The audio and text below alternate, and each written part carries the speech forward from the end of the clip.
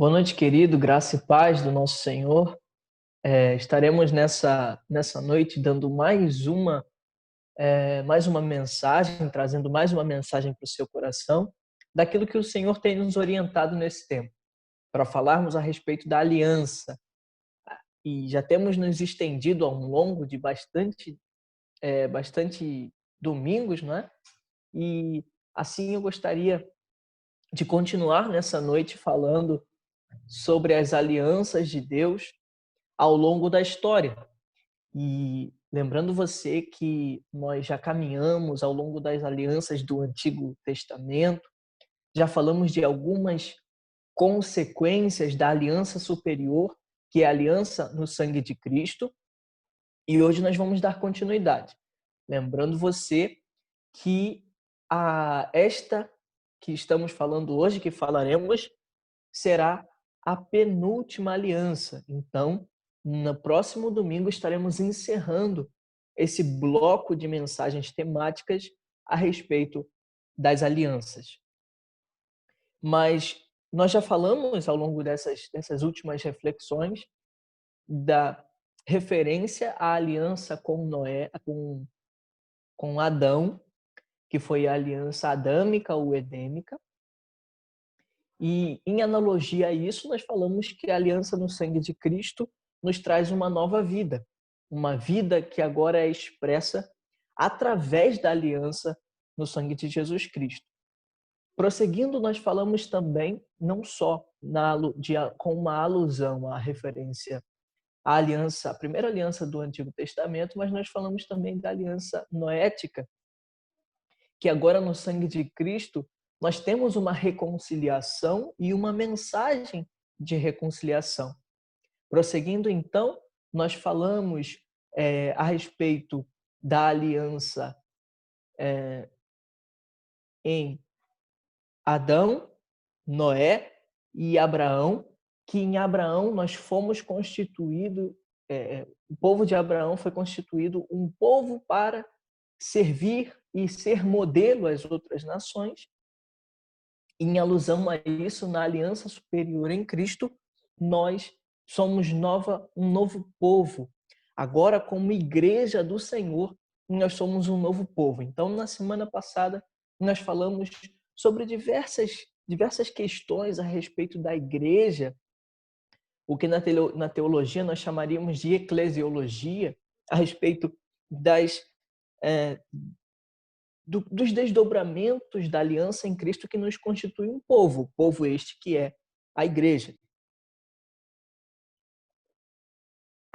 Visto todo esse apanhado, nós vamos então falar hoje a respeito de um outro aspecto, ou melhor, de um quarto aspecto daquilo que o Senhor faz em nós através da sua aliança, que é nos permitir agora uma aliança no Espírito, uma aliança com o Espírito Santo, permitindo agora que nós vivêssemos uma vida espiritual.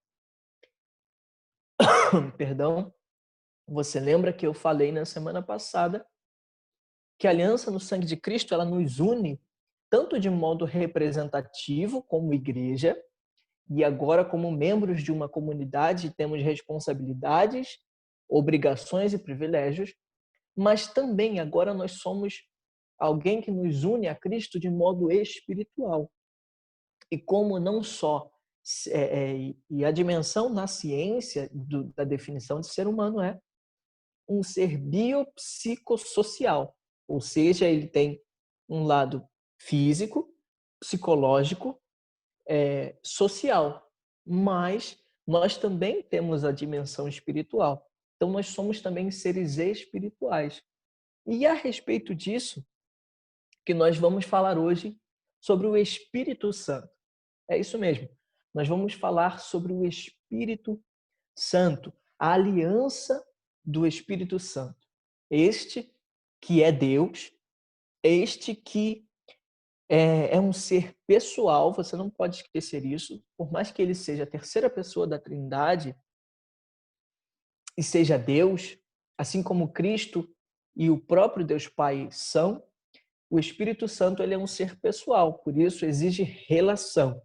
Mas nós vamos continuar conversando a respeito do Espírito Santo, então, lembrando você que hoje nós falaremos da aliança no Espírito Santo. Por que nós vamos falar do Espírito Santo?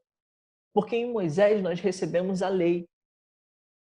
E a lei, e é algo muito curioso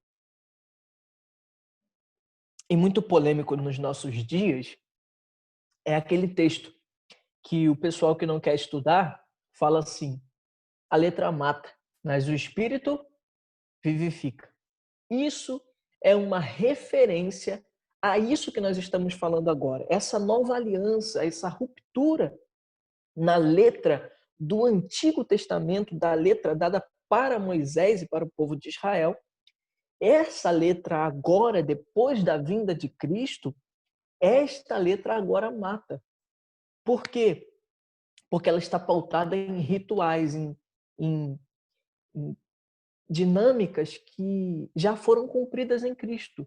Então, como agora nós devemos viver? No Espírito Santo, pelo Espírito Santo, para o Espírito Santo e através dele. Então, é muito importante você entender o porquê que o apóstolo Paulo diz que é o Espírito da vida. Nós vamos entender isso.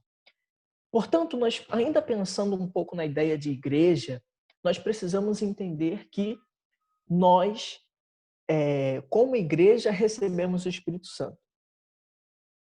O Espírito Santo de Deus, ele não é menor do que o Cristo e do que Deus. Isso precisa ficar muito claro na nossa mente.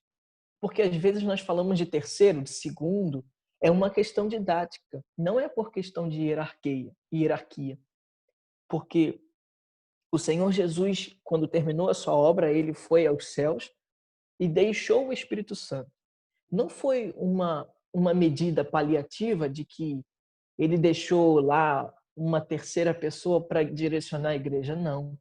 Pelo contrário, o Espírito Santo, ele está no mesmo patamar de autoridade, de capacidade, de liderança, de divindade do que Jesus Cristo e o próprio Deus. Então precisamos pensar nisso.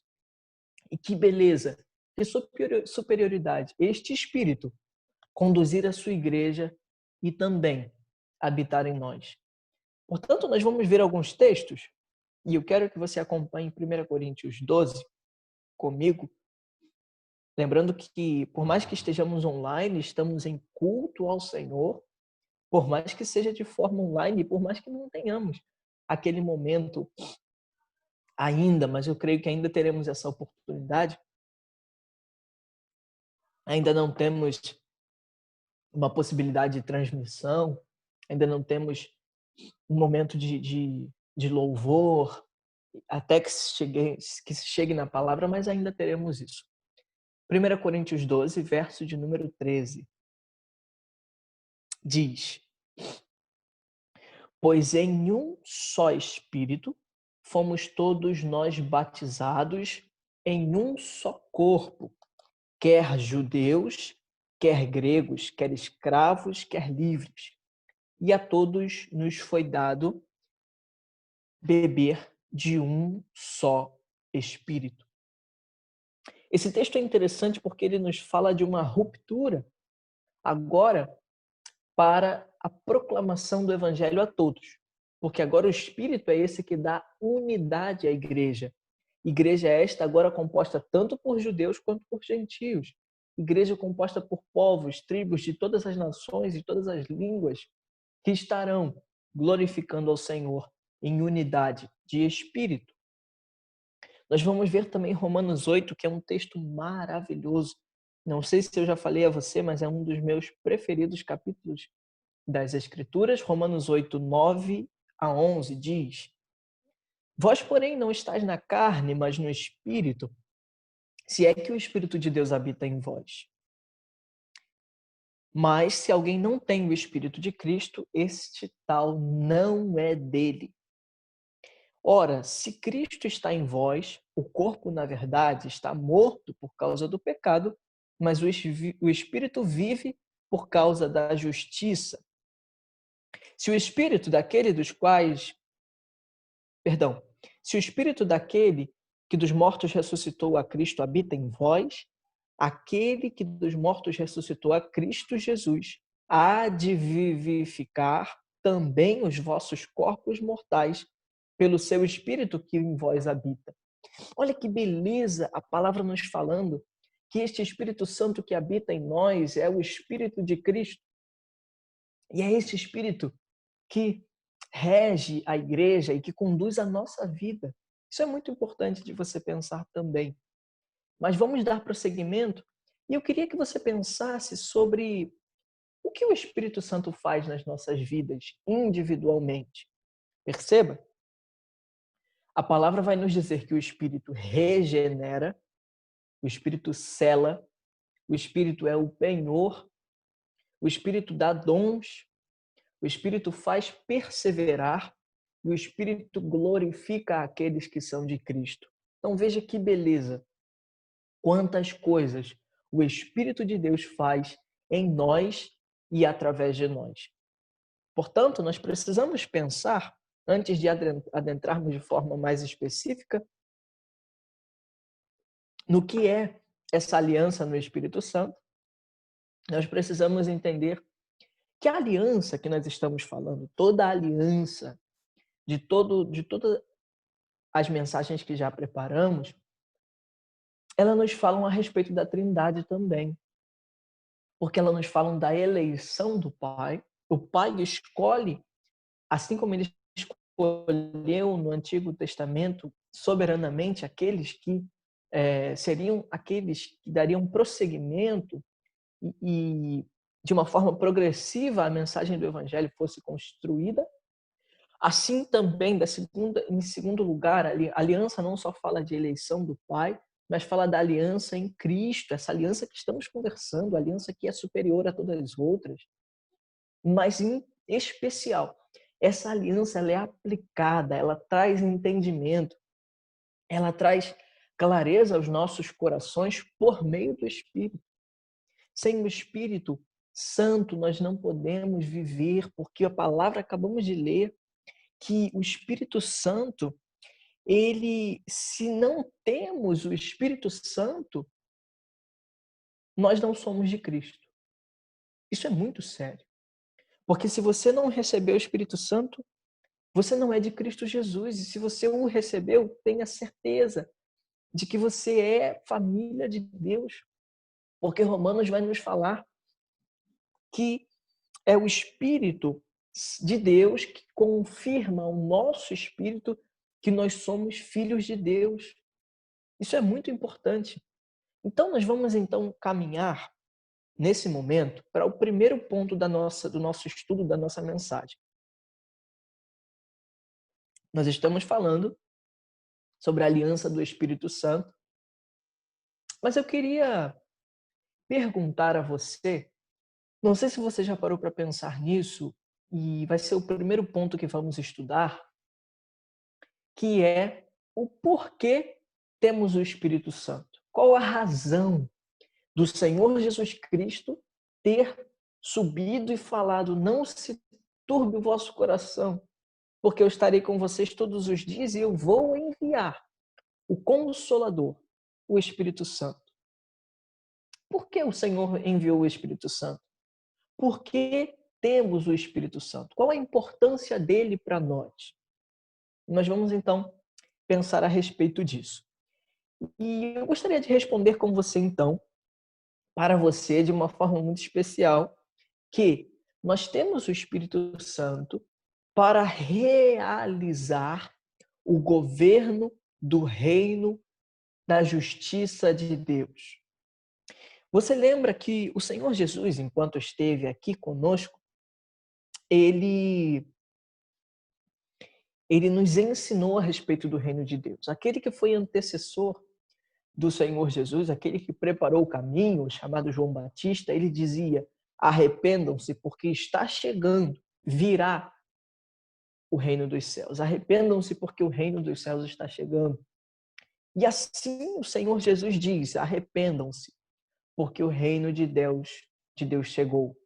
Porque está sendo agora implantado o reino de Deus, o reino dos céus. Em todo o ministério do Senhor Jesus, ele nos ensina a respeito de um reino que não é terreno, um reino que não se adequa às realidades do que vivemos hoje. E eu quero lembrar você e já antecipar de que na próxima mensagem, na semana que vem, estaremos fechando estas mensagens falando do reino de Deus. Que reino é este? Que é superior ao reinado de Davi. Mas então, continuando, esse é o objetivo do Espírito. O Espírito realiza a obra em nós para que, como igreja, nós sirvamos em um reino composto por santos e salvos, que é a igreja do Senhor, para realizar a obra do governo de Cristo. Mas esse governo, ele, para antes de ser exercido, ele precisa que cada um de nós individualmente tenhamos um entendimento de que fomos transformados. Este reino ele só será implantado de forma significativa quando nós formos transformados pelo Santo Espírito. E isso nos conduz a uma outra questão. O que é que esse Espírito Santo, que nós acabamos de ver que como função ele realiza o governo de Cristo, o que esse Espírito Santo realiza em nós, cada um de nós como indivíduos? Nisso vamos pensar nesse momento. E eu quero que você pense comigo que, em primeiro lugar, o Espírito Santo ele nos regenera. O Espírito Santo nos regenera. Veja o que a palavra vai nos dizer sobre regeneração em Mateus 19, verso de número 28. Diz assim: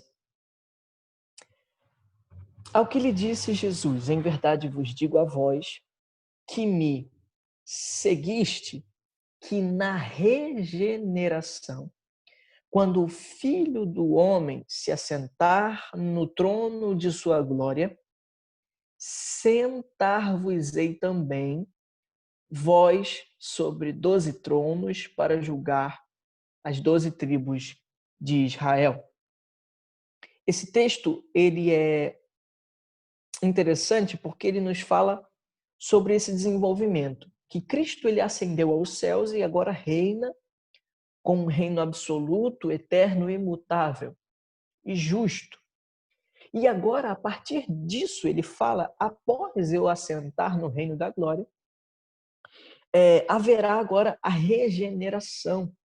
Regeneração esta que é nós podermos agora sermos considerados, é a mudança, é a metamorfose, é a transformação do velho para o novo homem, das obras más para as obras boas, das obras que eram obras de destruição, mas que agora são obras de vida, as obras que eram fruto, que geravam frutos carnais, de morte, de depravação, de calúnia, mas agora esses frutos são frutos do reino, são frutos gerados pelo Espírito Santo, são frutos de paz, mansidão, longanimidade, bondade, justiça.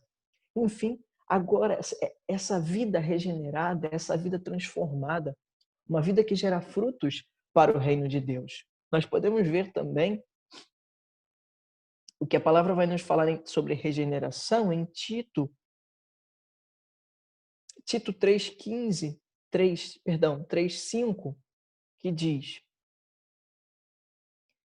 assim: não em virtude de obras de justiça que nós havêssemos feito, mas segundo a sua misericórdia, nos salvou mediante o lavar da regeneração e renovação pelo Espírito Santo, que ele derramou abundantemente sobre nós por Cristo Jesus, nosso Salvador.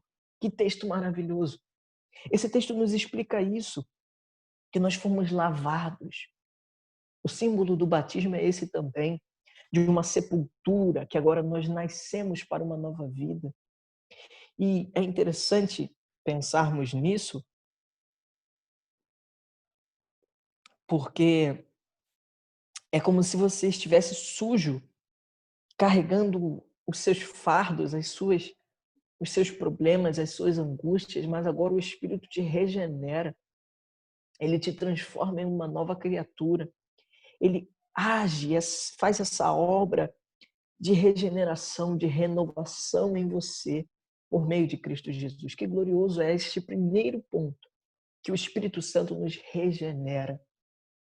Isso é muito bonito de se observar. Mas essa regeneração, ela gera um processo. Agora, como aqueles que foram limpos, a palavra até usa esse termo de ser lavado, e é interessante que alguns outros textos vão falar que o Espírito como se fosse derramado. Portanto, esse derramar do Espírito Santo nos limpa, nos lava dos nossos pecados e nos prepara agora para uma vida em santidade. E esse é o segundo aspecto importante do Espírito Santo. Ele não só regenera a cada um de nós individualmente, mas ele também nos conduz a uma vida de retidão e, principalmente, uma vida em santidade. Veja que Romanos 1 diz e que com poder foi declarado filho, isso a Cristo Jesus foi com poder declarado filho de Deus, segundo o Espírito da santidade. Pela ressurreição dos mortos, Cristo Jesus, nosso Senhor. Então veja que a própria palavra define o Espírito Santo de Deus como um espírito de santidade. Se o Espírito Santo foi qualificado aqui,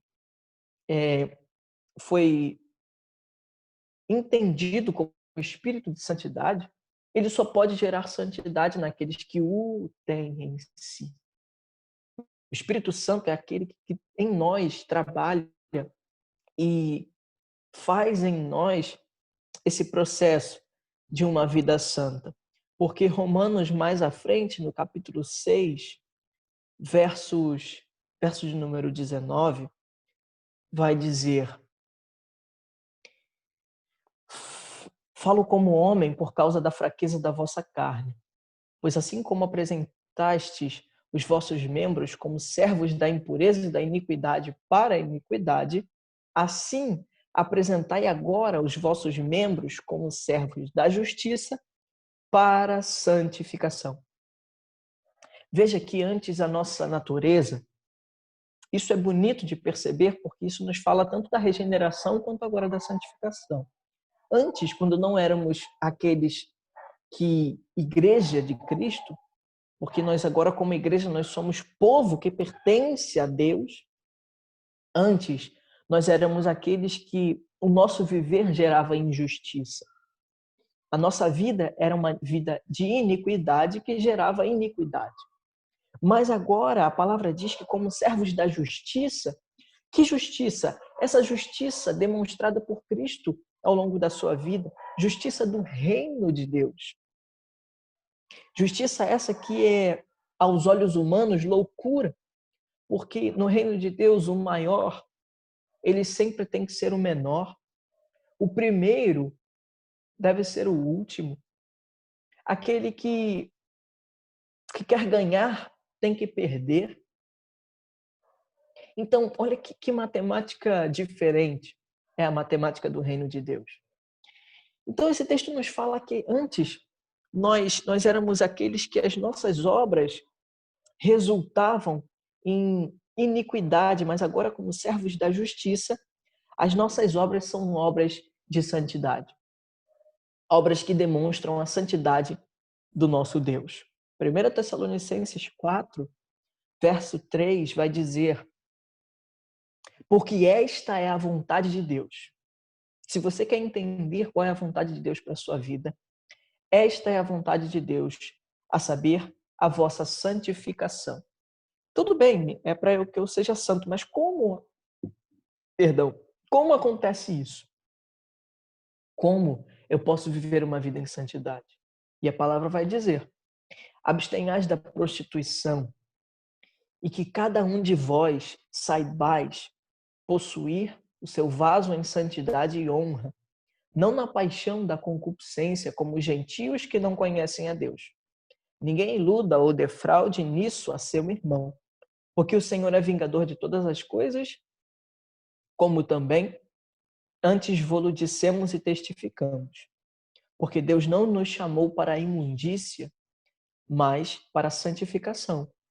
Portanto, quem rejeita isso não rejeita o homem, mas sim a Deus, que vos dá o seu Espírito Santo. Portanto, a palavra nos diz que aquele que ignora uma vida em santidade, ignora a busca de uma vida em santidade, ele ignora o agir do Espírito Santo e ele ignora o próprio Deus. Isso é muito sério. Portanto, nós já vimos que o Espírito Santo, ele é aquele que regenera, ele é aquele que nos santifica, mas a palavra também diz que o Espírito Santo sela a cada um de nós. Ele é selo. Veja, em 1 Coríntios 1, 22, vai dizer: pois, enquanto os judeus pedem os sinais, os gregos buscam sabedoria. Nós pregamos a Cristo crucificado, que é escândalo para os judeus e loucura para os gregos. Mas, para os que são chamados, tanto judeus como gregos, Cristo, poder de Deus e sabedoria de Deus. E aí aquele texto que nós falamos, que Deus escolheu as coisas loucas para confundir as que são sábias. Veja que Efésios também vai nos falar, Efésios 1:13. Veja, no qual também vós, tendo ouvido a palavra da verdade, o evangelho da vossa salvação, e tende nele crido, fostes selados pelo Espírito Santo da promessa. Qual a função do Espírito Santo em nossas vidas? Regenerar, santificar, selar. O que é um selo? Não sei se você já recomendou, não sei se você já recebeu uma encomenda em casa. E nesse tempo que estamos em casa, nós fazemos muitos pedidos online, né? E quando nós recebemos a encomenda, sempre tem um anúncio assim: não receba esta encomenda se o selo estiver violado. Se estiver violado ou se o selo não corresponder ao lugar no qual você fez o pedido. Então, a função de um selo é identificar. Porque a igreja, nós falamos na semana passada, porque a igreja ela é a única instituição no mundo que tem o poder de representar a Jesus Cristo e de falar em nome dele. Porque ela foi selada pelo Espírito. O selo que o Espírito Santo dá à igreja é autentificação. Um documento, quando você... E isso é muito... Tem muito isso em concursos, em matrículas, em cursos, em faculdades, no próprio cartório. É chato às vezes, mas você tem alguns lugares que você só pode levar o documento autenticado. O documento com símbolo, com selo de que aquilo é verdadeiro. Aquilo é digno de confiança porque foi selado, ele é comprovado. É isso que o Espírito faz em nós. Ele não só regenera, santifica, mas ele sela em nós a certeza de que somos de Cristo. Ele sela a igreja e deixa ele mantém ela até o grande dia. É ele quem preserva a igreja, para que no grande dia o Espírito entregue a Cristo Jesus a igreja santa, imaculada, sem ruga de mácula. É isso que o Espírito faz em nós, amados. Mas esse Espírito, ele não só regenera, ele não só santifica, ele não só sela em nós a certeza de que somos filhos de Deus, de que somos igreja de Deus, mas ele também nos dá dons. Isso é muito legal de pensarmos que o Espírito ele nos dá dons, dons para serviço. Porque nós temos uma ideia de que o Espírito Santo é apenas aquela coisa mística, não é? Muitos têm essa visão de que o Espírito Santo é místico, é como se fosse uma nuvem assim de poder e aí vem. Os movimentos pentecostais e neopentecostais têm às vezes trazido essa visão para a gente de que o Espírito Santo é mover, é o barulho, é a agitação. Mas a palavra nos diz quais são os dons do Espírito, o que o Espírito faz em nós verdadeiramente. E nós podemos entender que ele é um ser pessoal, o Espírito Santo é um ser pessoal. E como um ser pessoal, o Espírito Santo possui inteligência. Você sabia disso? O Espírito Santo é inteligente, o Espírito Santo tem autodeterminação, ele tem poder de autonomia. O Espírito Santo tem uma consciência moral, por isso que a palavra fala que o Espírito se entristece, porque ele tem uma consciência moral. O Espírito Santo ele age como uma pessoa também, ele fala, por isso podemos ouvir a sua voz. Apocalipse diz, eis que o Espírito fala às igrejas. Ouça, se você estiver com seus ouvidos atentos, aquilo que o Espírito fala às igrejas. Você receberá orientação do alto. Portanto, o Espírito convence, ele fala, ele intercede por nós. A palavra diz que o Espírito intercede com gemidos inexprimíveis, gemidos que não podem se expressar por linguagem humana. O Espírito também nos guia, nos conduz a uma vida, como nós falamos, de santidade.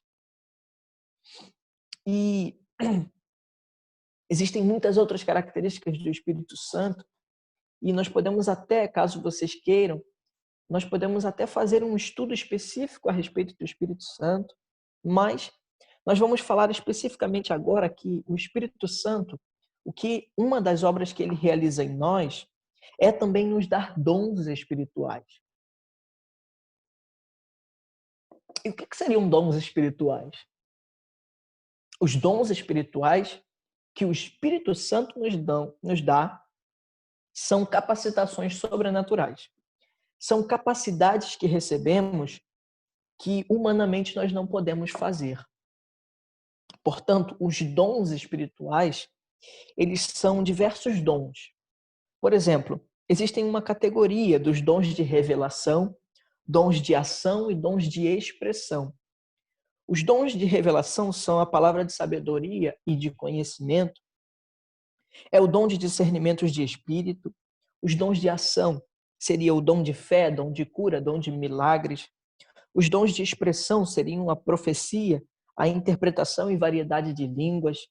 Portanto, nós podemos ver que o Espírito Santo dá dons aos seres humanos. Você já sabe qual dom que o Espírito Santo te deu? Eu tenho uma ótima notícia para você. Todo aquele que é de Cristo e que tem em si o Espírito Santo, porque confessa a Cristo como Salvador, todos nós recebemos pelo menos um dom espiritual. Pelo menos um dom você tem. Você já sabe qual é este? Se sim, você tem usado ele para a glória de Deus? Se não, o que falta? Utilizar o único ou os diversos dons que o Espírito Santo te deu? É hora de se pensar. É hora de pensar que o Espírito exige de nós uma atitude também de serviço a Deus, através da capacitação que Ele nos dá. Portanto, nós já percebemos que o que o Espírito Santo realiza em nós, olha quanta coisa maravilhosa.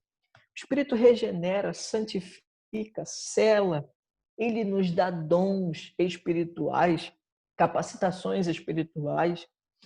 Ele é um penhor. Nós pensamos na questão do penhor. Isso é muito interessante que o Espírito Santo é penhor, porque nós podemos pensar quando você... Não sei quem aqui já viu Trato Feito no canal History. Trato Feito, que é um programa de trocas e vendas e muitas nesse sentido. E o entrevistador sempre pergunta assim: você quer vender ou penhorar? E nós podemos pensar que o Espírito Santo ele é chamado como aquele que é o penhor, porque ele é aquele que guarda uma propriedade, porque nós, como igreja, somos propriedade de Cristo. Ele, nesse período, ele guarda a igreja até o determinado tempo em ser devolvido novamente a Jesus Cristo, que é o Senhor da igreja. Por isso o Espírito Santo é penhor, porque ele guarda essa propriedade que não é dele, é do próprio Deus, Cristo Jesus, ou melhor, a, a igreja ele é penhorada pelo Espírito Santo para no momento em que Cristo vier em glória como rei, ele vai pegar do Espírito Santo, receber do Espírito Santo aqueles que são a igreja. Por isso que ele é penhor. Ele é penhor dessa herança que recebemos, as heranças celestiais em Cristo Jesus. Mas eu queria pensar também que o Espírito Santo ele realiza em nós não só a regeneração, a santificação, o selo, os dons. Não só ele é o penhor da igreja, mas ele também gera em nós perseverança. Perceba Romanos 5, o que Romanos capítulo 5 vai nos falar. Romanos 5, versos 3 a 5. Veja, e não somente isto, mas também gloriemo-nos nas tribulações, sabendo que a tribulação produz perseverança. E a perseverança, a experiência, e a experiência, a esperança. A esperança não desaponta, porque o amor de Deus está sendo derramado em nossos corações pelo Espírito Santo que nos foi dado. O amor de Deus não foi derramado. O amor de Deus não será derramado. Mas o amor de Deus está sendo constantemente derramado em nós pelo Espírito Santo. Espírito Santo que nos conduz à perseverança e a uma vida em constância diante do Senhor. Nós podemos ver que esse texto é muito interessante porque nós podemos pensar que a perseverança que o Espírito nos dá, ele é pelo menos em 3 aspectos. A palavra nos diz que o Espírito Santo nos dá perseverança na doutrina. Veja, Atos 5, a igreja primitiva, que foi uma igreja muito influenciada e usada pelo Espírito Santo, nos diz que todos os dias, no templo e de casa em casa, não cessavam de ensinar e de anunciar a Jesus Cristo, a Jesus o Cristo. Então, uma das funções, uma das coisas que o Espírito Santo faz em nós é perseverança, gerar perseverança. E essa perseverança, ela é não só de uma vida na presença do Senhor, mas saber como viver essa vida. Por isso existem as doutrinas. E uma doutrina, ela é justamente para diferenciar. Isso pode chocar, mas a doutrina, ela diferencia aquele que é do que não é. Veja mais um texto comigo, Hebreus 6. Um chamado à perseverança na doutrina. Hebreus 6, 1 e 2. Olha o que diz. Pelo que, deixando os rudimentos da doutrina de Cristo, sigamos até a perfeição, não lançando de novo o fundamento de arrependimento, de obras mortas e de fé em Deus, e o ensino sobre o batismo e imposição de mãos, sobre a ressurreição dos mortos e juízo eterno. Portanto, aqui nós podemos ver que há esse chamado ao retorno à doutrina, a doutrina de Cristo, a doutrina que fala sobre arrependimento, sobre fé, sobre ensino, batismo. Nós não podemos abandonar, negligenciar o chamado de Deus. Hebreus mesmo nos fala, nos apeguemos com mais firmeza às verdades ouvidas. Você tem sido alguém firme à doutrina? Não doutrina da sua igreja, mas a doutrina de Cristo. E por consequência disso, você é fiel à doutrina da sua igreja. É um chamado que o Senhor está nos fazendo, um chamado que o Espírito Santo nos chama para perseverança, não só de vida, mas na doutrina. Em segundo lugar, a perseverança ela não só gera essa permanência na doutrina, mas ela também nos gera comunhão.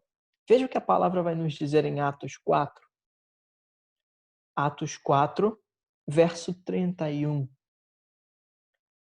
E tendo eles orado, tremeu o lugar em que estavam reunidos, e todos foram cheios do Espírito Santo e anunciavam com intrepidez a palavra. Eles estavam unidos naquele lugar. O Espírito nos dá comunhão, nos dá união. A palavra nos diz que eles anunciavam a palavra com intrepidez porque eles estavam unidos como um só. Porque nós temos um só Deus, um só Pai, um só Senhor e um só Espírito. Por isso, o Espírito Santo também nos chama a unidade e a comunhão. Mas em terceiro lugar, esse sexto aspecto do que o Espírito faz em cada um de nós ele nos conduz a uma vida de oração. Veja Atos 16, 3. Atos 16, verso de número 6. É isso, 6. Atravessaram a região frígio-gálata, tendo sido impedidos pelo Espírito Santo de anunciar a palavra na Ásia. Aqui é um texto interessante porque nos fala de que o Espírito Santo, ele às vezes impede certas coisas nas nossas vidas. E a gente não entende o porquê, mas sempre há um propósito por trás disso. Alguns outros textos nós temos aqui referentes à perseverança em oração. Conta muitos da igreja que estavam presos, períodos em que os apóstolos estavam presos e a igreja perseverou na oração. As cadeias caíam e Paulo e Silas é um exemplo disso. Momentos em que a igreja em Atos, a igreja primitiva clamou, orou, os grandes avivamentos ao longo da história da igreja, uma igreja marcada pela doutrina, pela união e pela oração. Se você não lembrar de nada mais do que falamos nessa mensagem, lembre que o Espírito de Deus nos conduz à doutrina, nos conduz à unidade e nos conduz a uma vida de oração. Mas agora nós queremos pensar, em último lugar, do que o Espírito Santo, nós já vimos quem é o Espírito Santo, nós já vimos por que nós temos o Espírito Santo, nós já vimos o que o Espírito Santo realiza em cada um de nós. Mas em último lugar, eu quero falar a você o que o Espírito Santo faz na igreja. E eu digo igreja local. Qual é a função da igreja, do Espírito Santo na igreja local? Qual é a atuação dele na igreja local? E a palavra vai nos falar que, em primeiro lugar, o Espírito Santo ele dá ordem à igreja. Ele ordena a igreja. Ele conduz a organização na igreja. Portanto, uma igreja desorganizada é uma igreja que não está sendo direcionada e dirigida pelo Espírito Santo. Veja, 1 Coríntios 14, a igreja de Corinto era uma igreja muito problemática, uma igreja que tinha muitas divisões, muitas facções. E aí o capítulo 14 de 1 Coríntios vai nos falar o que o próprio apóstolo Paulo nos explica a respeito da superioridade da profecia em relação às línguas. Mas aí ele fala, segui o amor e procurai com zelo os dons espirituais, principalmente o dom de profecia. Aí ele explica, ele meio que dá uma doutrina referente à questão dos dons de línguas, mas ele fala sobre a ordem no culto a partir do verso de número 26. Veja o que ele diz, a necessidade de ordem no culto. Que fazer, pois, irmãos? Quando vós congregais, cada um de vós tem salmos de doutrina.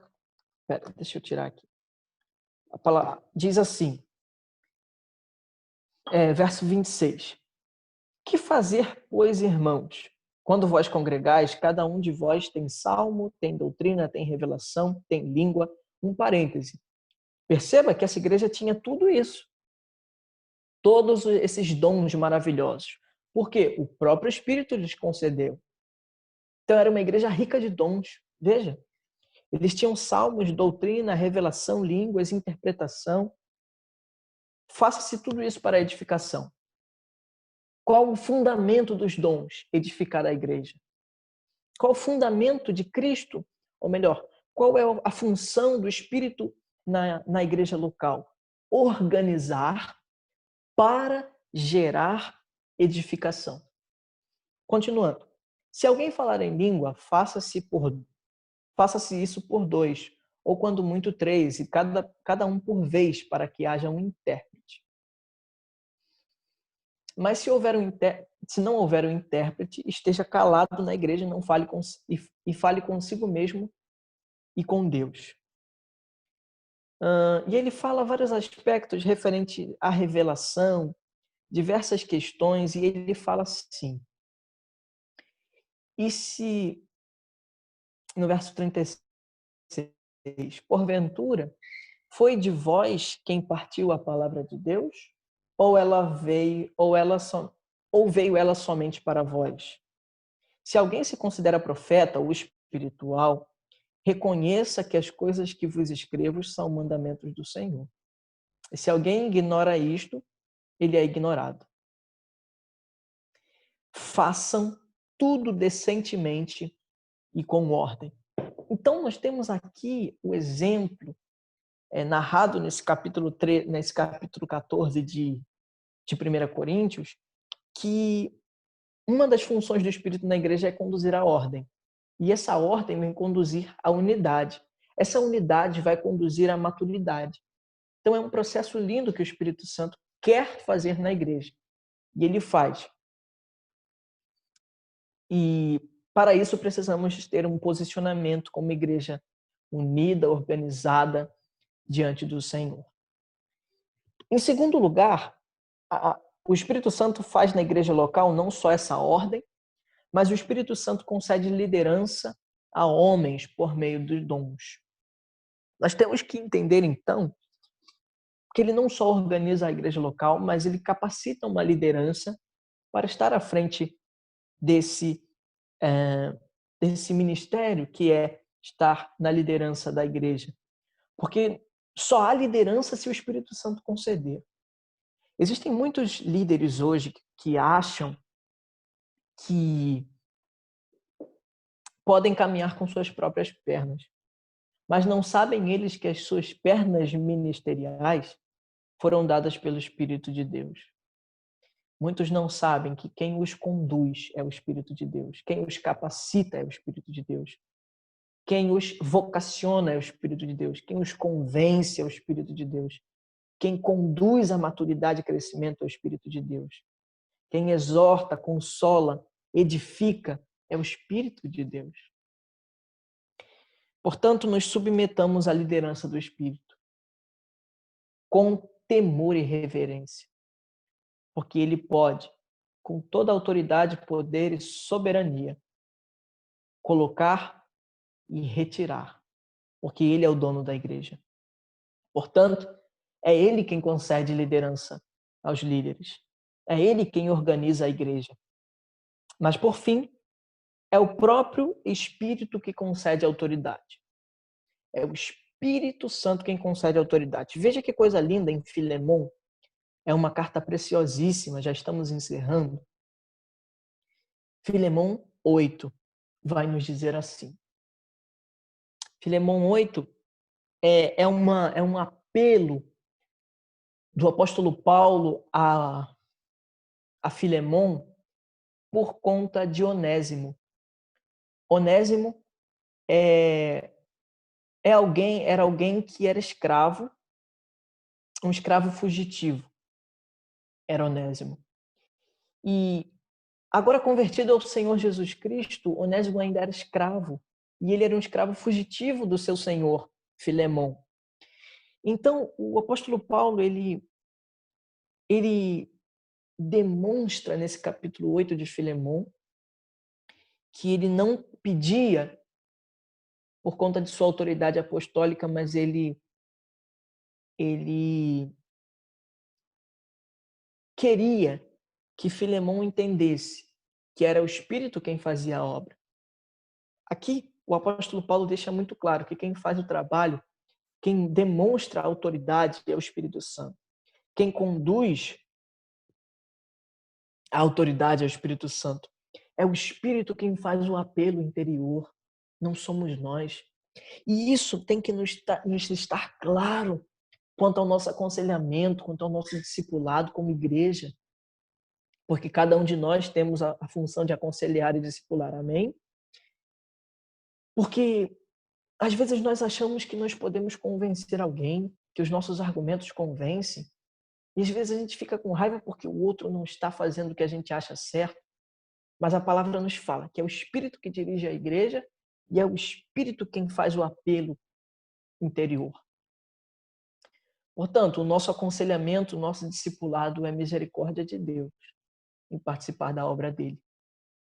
Portanto, assim nós queremos pensar neste penúltimo aspecto da aliança superior em Cristo, que assim como ele nos chama para ser uma igreja, como nós vimos na semana passada, ele nos fornece, nos envia, nos capacita através do seu Santo Espírito, que governa a igreja. Espírito Santo que nos regenera, nos santifica, nos cela, dá dons, é o nosso penhor e nos permite perseverar. Mas esse Espírito também atua na igreja local, gerando organização, liderança por meio de homens de Deus e, por fim, ele concede a autoridade e é ele, o Espírito Santo, quem faz o apelo interior. Deus abençoe sua vida, que você tenha sido tocado, tenha sido desafiado, exortado e consolado pela palavra do Senhor. Que assim sejamos mais disponíveis ao agir do Espírito Santo e não das nossas opiniões e das nossas pressuposições como crentes, mas sim com humildade e humilhação diante do Espírito Santo para entendermos a vontade dele para nós, como indivíduos e como igrejas. E como igreja, entendendo que é o Espírito de Deus quem conduz a igreja e não cada um de nós. Que o Senhor te abençoe através dessa palavra e que você possa continuar estudando, orando, em devoção à palavra, porque em breve estaremos juntos novamente. Na semana que vem estaremos, como eu falei, falando da aliança, da última aliança que nós teremos, que é a aliança que nos permite o reino de Deus, a aliança superior em Cristo que nos permite viver o reino de Deus. Nós vamos falar na semana que vem o que seria viver no reino de Deus. Portanto, espero que você esteja bem, sua família esteja bem e em breve nos veremos. Um grande abraço. Tchau.